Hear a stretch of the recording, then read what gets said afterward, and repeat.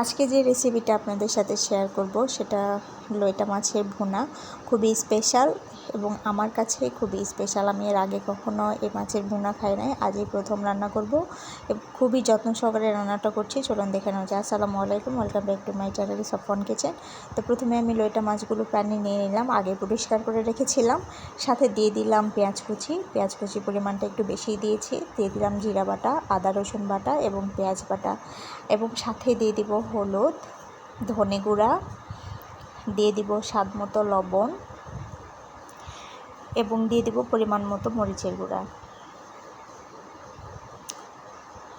এখানে 2টা টমেটো কুচি দিয়েছি, আপনারা আপনাদের পছন্দ মতো বা পরিমাণ মতো দিয়ে দিবেন, এবং দিয়ে দিলাম পরিমাণ মতো তেল।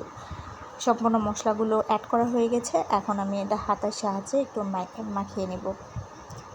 এটা কি সুন্দর করে মাখাতে হবে, আসলে হাতের মাখার উপরেই এটার স্বাদ নির্ভর করে। বেশ কিছুক্ষণ ধরে আমি এটাকে হাতে ম্যারিনেট করে নিলাম। এখন একটু হাত ধোয়া পরিমাণ পানি দিয়ে আমি এটাকে রান্না করে নেব। যেহেতু মাছটা খুবই নরম এবং সফট, তাই বেশি পানি দেওয়ার কোনো প্রয়োজন নেই। আমি পরিমাণ মতো পানি দিয়ে দিয়েছি এবং চুলায় বসিয়ে দিয়েছি। পানির বলক চলে এসেছে, আমি আরও কিছুক্ষণ এটাকে রান্না করব।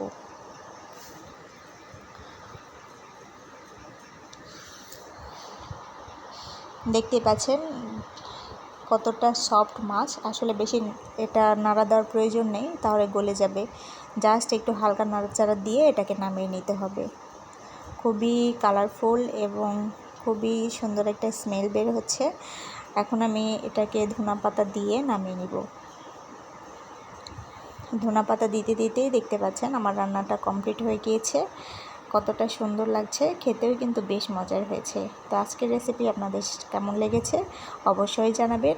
ভালো থাকবেন, সুস্থ থাকবেন। আল্লাহ হাফেজ।